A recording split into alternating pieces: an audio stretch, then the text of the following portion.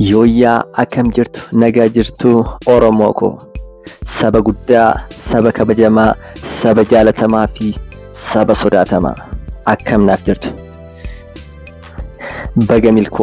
baga milkooftan Oromoo ko guutuu Irreechi bara 2016 milkiidhaan xumuramee jira. Irreechi bara 2016 Finfinnee haala ho'aa haala isin video irratti argaa jirtan kanaan haala diina mataa fi ija gubuun haala hawwataa fi bareedaa ta'een kabajamee jira.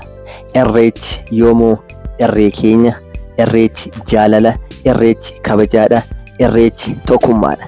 Bakka Oromoon gurmuudhaan irree isaa itti jabeeffatu, bakka Oromoon tokkummaa isaa tokkummaadhaan itti agarsiisu.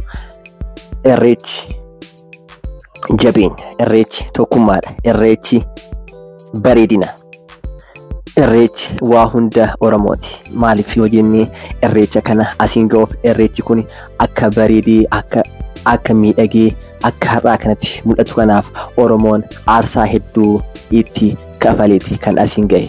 Akkanumatti fakkeenyaaf namoonni hedduun yoo har'aa kanatti uummanni qeerroo fi qarreen biyya keessa dhangala'ee bakka hundaa gamaa gamanaa guutuu biyyaa keessaa walitti jigee kabajee bareedee kararra taphachaa sirbaa deeman diinni yookaan namoonni tokko tokko akkanumatti kan as ga'e. Se'u garuu irreechi aarsaa hedduun namni hedduun itti dhumee qeerroo fi qarreen hedduu dhiifama baay'ee miira keessa waan galuuf dhiigni ilmaan qulqullootaa hedduun itti dhangala'ee as ga'e.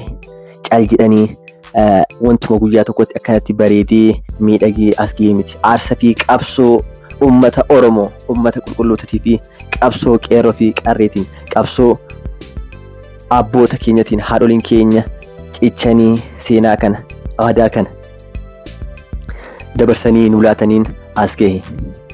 Garuu galanni kan Rabbii haa ta'u, har'a dhaloonni kun seenaa jijjiiree miidhagsee kunoo akkanatti ifaan ifatti aadaa ofii addunyaatti mul'isee bareechee of bareechee kara manaa nagaan galaa jira.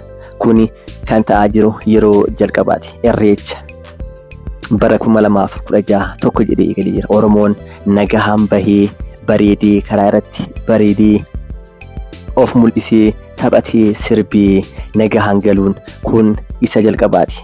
Garuu irreecha bara hedduuf darban kanneen keessa namoonni Oromoo qulqulluu taatan ni yaadattu yoo diinii dagate malee. Irreechi iddoo akka har'aa kana aadaa ofiitti calaqqisan, iddoo bareedinaa, iddoo jaalalaa hin turre. Irreechi iddoo qabsoo uummata Oromoo ture, iddoo qabsoo qeerroo fi qarree ture. Maaliif mootummoonni cunqursoo darban akka uummanni Oromoo wal gahu, walitti dhufu hin fedhan. Bakkaa bakkatti tokkummaa Oromoo uummata miliyoona kana, saba bal'aa kana tokkummaa isaa dhoorkanii kan Baalee Baaleetti, kan Wallaga jiru Wallagatti, kan Arsii achumatti Arsiitti akka hafu, kan Shawaas Shawaatti, kan Hararis godinaalee Oromiyaa hunda keessaa adda addatti qoodanii akka isaan tokko hin taane, akka isaan walitti hin dhufne karaa itti cufaa turan.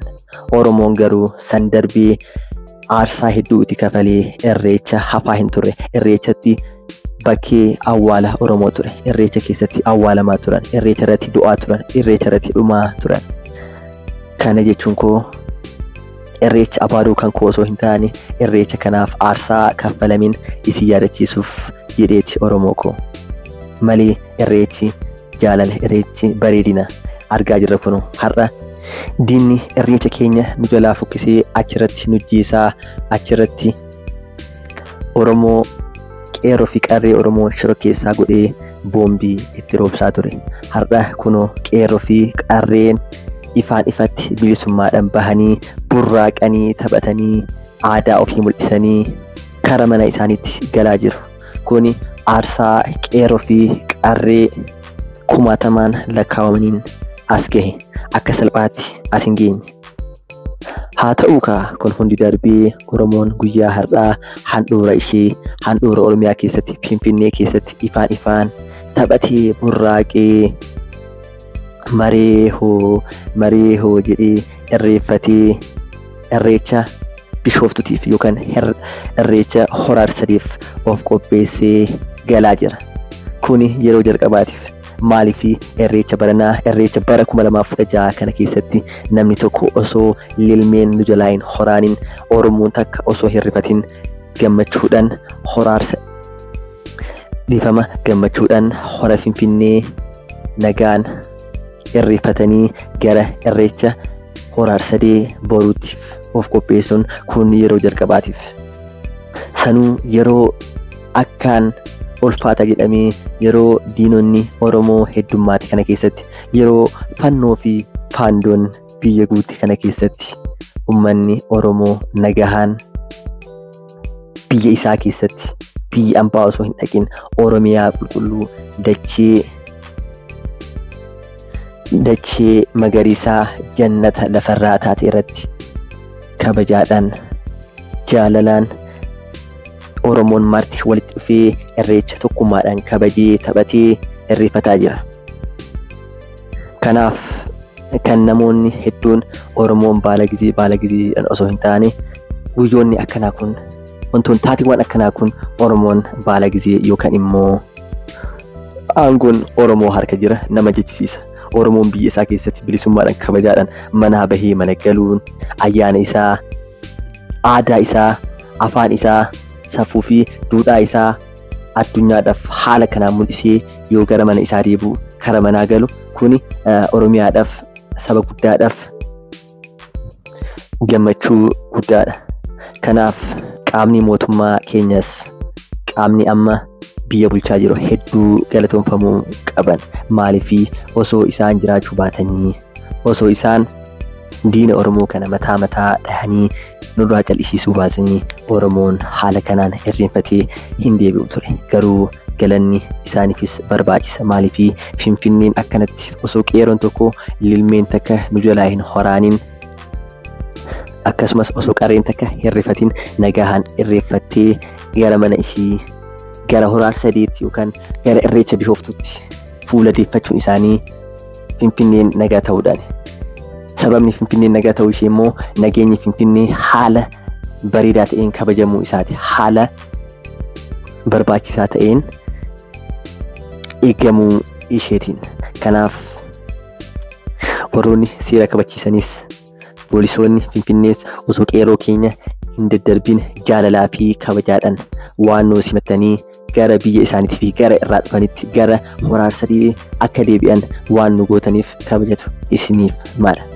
Keessattuu kantiibaa magaalaa Finfinnee kan taate addatti galateeffachuu barbaade. Adde Adaanech Abeebee Finfinneen kan tufaamunaa ta'uu ishee ifaan ifatti waan nu garsiisteef